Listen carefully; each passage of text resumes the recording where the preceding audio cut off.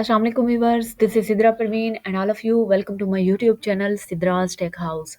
So students, today topic of our discussion is difference between IP address and DNS, which is most important concept in networking.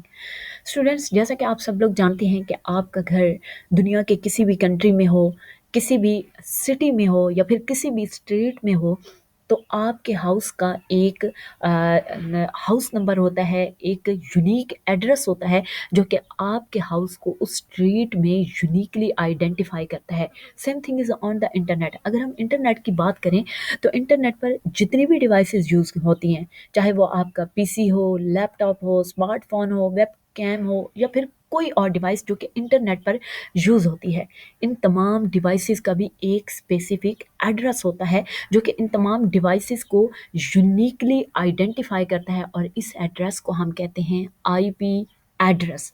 मतलब IP address को हम define कर सकते हैं कि IP address is used to identify a machine on internet. मतलब ये हर मशीन को यूनिकली आइडेंटिफाई करता है। तो फिर डीएनएस क्या है? So let's start from basic abbreviation of IP address and DNS. IP stands for Internet Protocol and DNS stands for Domain Name System. IP address क्या है? IP address is used to identify a machine on network and DNS is used to convert alphabetic into server's IP address. अब IP address और DNS में क्या difference है कि जो IP address है उसे हम नंबर्स में लिखते हैं, ठीक हो गया। लेकिन जो डीएनएस है वो किस में लिखा जाता है? अल्फ़ाबेट्स में लिखा जाता है। देखें, यहाँ पर आईपी एड्रेस की एग्जांपल मैंने दे रखी है 192.168.1.10, ठीक हो गया, ये नंबर्स हो गए। लेकिन डीएनएस की एग्जांपल है www.facebook.com एंड www.youtube.com। ये क्या है? डीएनएस है, ठीक हो गया। अब आईपी एड्रेसेस नंबर्स में है और डीएनएस अल्फ़ाबेट्स में है। अब इन दोनों में डिफरेंस क्या है कि आईपी एड्रेस जब हम नंबर्स में लिखते हैं तो ये नंबर्स हमारे लिए रिमेंबर करना मुश्किल हो जाता है। क्यों मुश्किल होता है? क्योंकि हमने डिफरेंट वेबसाइट्स का विजिट करना होता है। लाइक अगर मैं सोशल साइट्स की बात करूं तो हमने फेसबुक देखनी होती है, ट्विटर हो गया, इंस्टाग्राम हो गया। अगर मैं सर्च इंजन्स की बात करूं तो उसमें गूगल आ जाता है, YouTube and many other educational websites. तो क्या हम हर एक वेबसाइट का आईपी एड्रेस याद करते फिरेंगे? क्योंकि आईपी एड्रेस नंबर्स में होता है और नंबर्स हमारे लिए रिमेंबर करना डिफ़िकल्ट हो जाता है। देखें, जैसे अगर मैं एग्ज़ाम्पल दूँ कि फ़ेसबुक का आईपी एड्रेस है 192.168.1.10, इसी तरह यूट्यूब का है 2.10। डिफरेंट वेबसाइट्स हैं, इतनी ज़्यादा वेबसाइट्स का हमने विज़िट करना होता है और हर एक का आईपी एड्रेस रिमेंबर करना हमारे लिए डिफ़िकल्ट हो जाता है। इसी वजह से आईपी एड्रेस के अगेंस्ट जो है डीएनएस यूज़ किया जाता है, जो कि हमारे पास अल्फ़ाबेट्स में होता है। जैसे डीएनएस हो गया फेसबुक का www.facebook.com।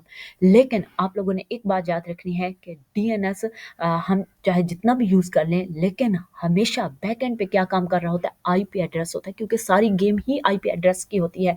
अगर हम अपने ब्राउज़र में जाके लिखें www.facebook.com तो हमारे पास फेसबुक ओपन हो जाती है। इसी तरह www.google.com लिखें तो हमारे पास गूगल ओपन हो जाता है। लेकिन इसके बैकएंड पे सर्वर पे कौन सी चीज़ प्रोसेस हो रही होती है? इनके अगेंस्ट आईपी एड्रेस ही प्रोसेस हो रहा होता है, क्योंकि आईपी एड्रेस को रिमेंबर करना मुश्किल हो जाता है। इसी वजह से हम इसके अगेंस्ट जो है ज़्यादा डीएनएस को प्रेफर करते हैं।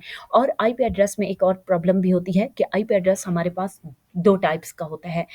लाइक एक हो गया हमारे पास स्टैटिक और दूसरा हो गया डायनेमिक। अगर हम स्टैटिक आईपी एड्रेस की बात करें तो वो कांस्टेंट होता है, मतलब फिक्स है, यानी कि नॉट चेंजेबल, वो चेंज नहीं होता।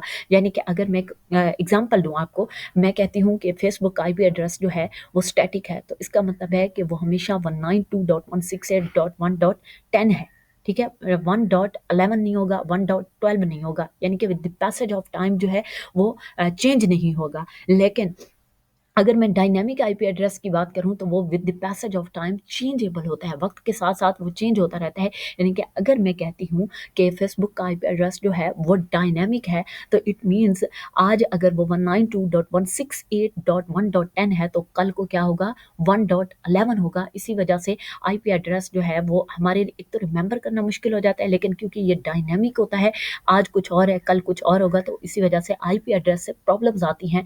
इसी वजह से आईपी एड्रेस को हम रिप्लेस करने के लिए क्या यूज करते हैं, डीएनएस यूज करते हैं। आईपी एड्रेस क्या होता है, आईपी एड्रेस की लेंथ जो है वो कांस्टेंट होती है, मतलब 4 ऑक्टेट्स होते हैं, जैसे मैंने यहाँ पे दिखाया। यहाँ पर जैसा कि आप सब लोग जानते हैं कि आईपी एड्रेस जो है वो 32 बिट्स का होता है, या फिर हम ये भी कह सकते हैं कि आईपी एड्रेस 4 बाइट का होता है, और एक बाइट को हम एक ऑक्टेट भी कह सकते हैं। तो ये देखें 1 2 3 एंड 4, 4 ऑक्टेट्स हो गए, ठीक है। लेकिन जो डीएनएस है उसमें क्या डिफरेंस है कि इसकी लेंथ जो है वो वेरिएबल होती है। लाइक अगर हम फेसबुक के अल्फ़ाबेट्स काउंट करें, 2 4 6 7 8, ठीक हो गया। लेकिन अगर हम यूट्यूब के काउंट करें 1 2 3 4 5 6 7, इसी तरह गूगल की अलग लेंथ होगी, ठीक हो गया। हर वेबसाइट की जो लेंथ होती है, उसके जो डोमेन नेम सिस्टम होता है उसकी लेंथ अलग होती है, लेकिन जो आईपी एड्रेस होता है उसकी लेंथ क्या होती है, कॉन्स्टेंट होती है।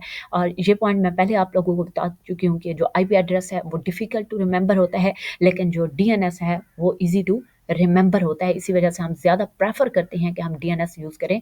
आईपी एड्रेस को मेरे ख्याल में कोई भी यूज़ नहीं करता, हाँ, लेकिन बैकएंड पे आईपी एड्रेस ही चल रहा होता है। तो स्टूडेंट्स, ये था हमारा difference between IP address and DNS. अगर आपको इस टॉपिक से रिलेटेड कोई क्वेश्चन हो तो आप लोग कमेंट कर सकते हैं। लेकिन जाने से पहले मेरी आप सब लोगों से रिक्वेस्ट है कि please subscribe Siddhraj tech house, like and share my videos. Thank you so much and अल्लाह हाफिज़।